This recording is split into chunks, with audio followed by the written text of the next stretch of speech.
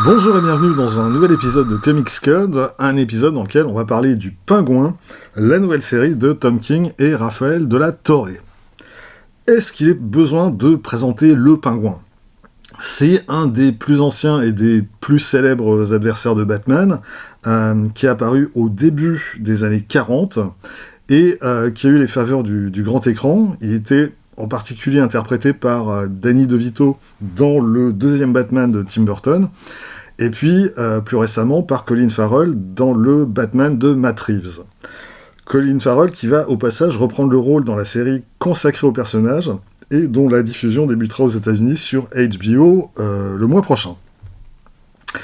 Et donc arrive à point nommé une série consacrée au personnage, écrite par Tom King et dessinée par Raphaël de la Torre, qui est un dessinateur qu'on a pu suivre il y a peu sur le Daredevil de Chip Zdarsky.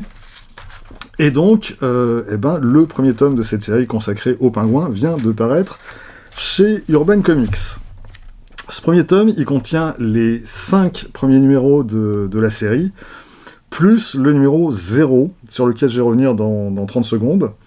Mais avant ça, je précise juste que la série est sur le point de s'achever aux États-Unis au numéro 12. Donc, suite et fin de cette histoire apparaît en France. Urban a déjà annoncé la date, ce sera le 15 novembre prochain. Ce premier tome s'ouvre donc sur le numéro 0 de la série, un numéro qui n'est pas signé Tom King et Raphaël de la Torre, mais Chip Zdarsky et Belen Ortega. Et là, si je feuillette les premières pages, vous allez peut-être vous dire que vous avez déjà vu ces planches. Eh bien, absolument, puisque ce numéro 0 est en fait une réédition des backup stories de Batman 125 à 127, qui était une histoire en 3 parties qu'Urban avait déjà publiée dans le premier tome de Batman Dark City. Et c'est plutôt une bonne chose de la part d'Urban d'avoir republié ces quelques pages, puisqu'elles constituent le prologue de ce qui va suivre. En gros, dans le récit principal de Batman, Batman est accusé d'avoir tué le Pingouin, et dans ses backup stories, on découvre que le Pingouin a simulé sa mort, et qu'il en a profité pour se retirer de toutes ses affaires criminelles à Gotham, pour aller s'installer à Metropolis, où il se reconvertit en fleuriste. Et c'est également dans ces pages que on découvre les enfants du Pingouin, Addison et Hayden Cobblepot, enfin, ces derniers enfants vivants, puisque ils ont buté tous les autres, histoire de reprendre tranquillou les affaires criminelles de papa. Voilà, ça c'est pour situer le contexte. Et c'est à partir de là que débarquent Tom King et Raphaël de la Torre, et en vrai, on se demande même si Tom King a seulement lu le récit dont je viens de parler. Parce que, concrètement, il va pas en garder grand-chose. Juste un détail, mais il est quand même assez parlant, on apprend dans le numéro 0 que le Pingouin s'est fait refaire le nez, histoire de passer un petit peu plus inaperçu. Et quand le numéro 1 commence, visiblement, il s'est fait défaire le nez, parce que là, c'est bien son pif d'origine que dessine de la Torre. Concernant les enfants du Pingouin, ils ont bien repris les affaires criminelles de leur père, mais on les croisera pas avant le dernier épisode au sommaire de ce tome. Et concernant le Pingouin lui-même, Tom King exclut pas l'idée qu'il ait réellement souhaité se ranger et mener une vie ordinaire, mais disons que le début de son récit prend un tour tellement éloigné de ce qu'avait mis en place Zdarsky que c'est très vite oublié. En fait, dans les premières pages de King, on découvre que le Pingouin est sous surveillance 24 heures sur 24. Alors on pense dans un premier temps que les flics ou le FBI veulent s'assurer qu'il a réellement renoncé à ses affaires criminelles, ou alors qu'ils attendent juste de le choper en flagrant délit. Sauf que ça tient pas vraiment la route, puisque personne, hormis Catwoman, est censé savoir qu'il vit à Metropolis. Et puis, on découvre quand même assez vite que c'est pas l'objectif quand va débarquer dans le récit l'agent Nouri Espinosa. Alors, pause, l'agent Nouri Espinosa, c'est peut-être un nom qui dit quelque chose à certains d'entre vous, à condition d'avoir lu Batman Killing Time, qui est un autre récit signé Tom King, qu'Urban Comics avait publié en octobre dernier. À l'époque, j'en avais parlé rapidement, parce que c'est pas un récit qui m'avait enthousiasmé, et je me demandais si ce récit qui se déroule au début de la carrière de Batman se situait dans la continuité ou pas. Bon, maintenant, j'ai ma réponse, c'était bien en continuité. Espinosa travaille donc pour le gouvernement, enfin, pour une certaine branche du gouvernement, et surtout pour une certaine personne haut placée, qui se trouve dans tous les coulouches, je pense que j'ai pas besoin de prononcer son nom. Et donc, Espinosa, elle vient annoncer au Pingouin qu'il travaille désormais pour elle, et elle lui confie la mission de retourner à Gotham et de reprendre la tête de son empire du crime, dont les bénéfices iront désormais directement dans les poches du gouvernement, enfin, toujours cette fameuse branche secrète du gouvernement pour laquelle Espinosa travaille.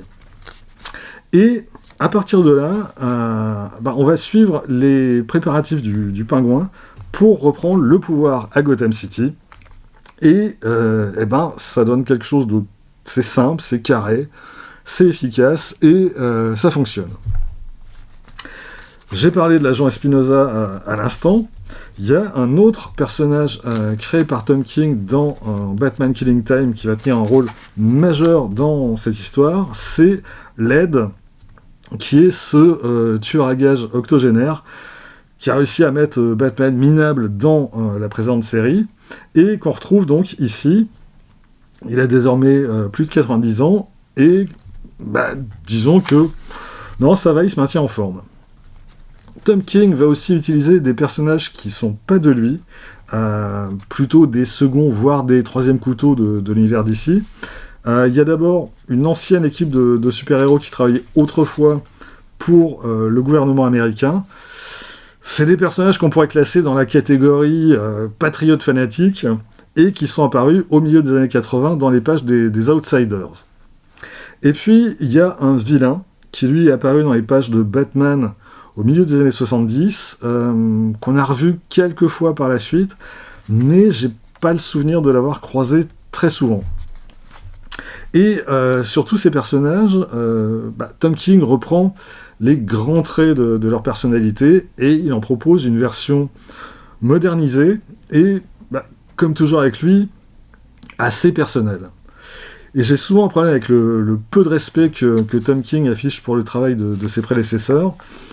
Là, s'agissant de vilains de 3e division, ça m'a pas gêné, d'autant que la version qu'il en propose est effectivement assez intéressante. Ce qui me dérange davantage dans cette série, c'est qu'on retrouve quand même pas mal des tics d'écriture de Tom King. Déjà, il y a ces dialogues qu'il se sent obligé de truffer de fuck et d'autres termes du même genre qui sont censurés en VO, vu que c'est quand même un comic book grand public.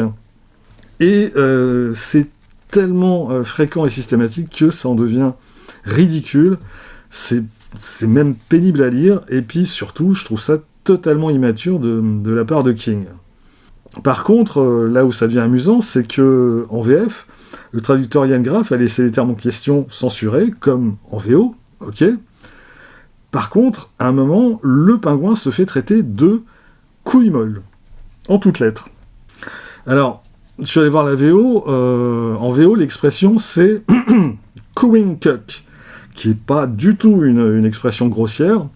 Cuck, c'est un minable, un lâche, et to coo, c'est roucouler. Alors, couille molle, c'est une traduction très libre de cette expression, mais c'est surtout que ça souligne toute l'absurdité de cette censure permanente des dialogues, surtout en VF. Tu peux pas dire merde, bordel, putain. Par contre, couille, c'est autorisé. Enfin bon. L'autre tic d'écriture de Tom King que je trouve vraiment agaçant et omniprésent dans ces épisodes, c'est les monologues intérieurs des personnages. Là, le plus souvent, ce sont les personnages qui entourent le pingouin, mais c'est pas toujours le cas. Alors, dans certains cas, ça apporte quelque chose. Par exemple, il y a toute cette scène où l'agent Espinosa et le pingouin se trouvent dans la même pièce, mais sans échanger un mot. Et donc, toute la scène est racontée du point de vue d'Espinosa, de ce qu'elle analyse de la situation et de ce qu'elle ressent. Mais, le plus souvent, ça apporte pas grand-chose, voire rien du tout à la scène, et ça fait que ralentir inutilement la lecture. Et puis surtout, c'est à ce point systématique que ça en devient vraiment pénible. Néanmoins, malgré ces quelques défauts, ce premier tome du Pingouin reste quand même plutôt une bonne lecture. La construction du récit par étapes, les différents face-à-face souvent très tendus auxquels on va avoir droit au fil du récit, la caractérisation des personnages, ça donne une première moitié du bouquin qui est quand même assez prenante. Et franchement, on n'a pas envie de le lâcher. Et puis bon, ça fait 10 minutes que je parle de Tom King. Quelques mots quand même sur Raphaël de la Torre, qui est toujours très bon dans ce cadre de polar urbain. C'était déjà le cas sur les Daredevil de Chip Zdarsky, et avec un découpage très efficace, que ce soit dans les nombreuses scènes de dialogue, comme dans les quelques scènes d'action. Donc voilà, je réserve mon jugement dans l'attente du tome 2.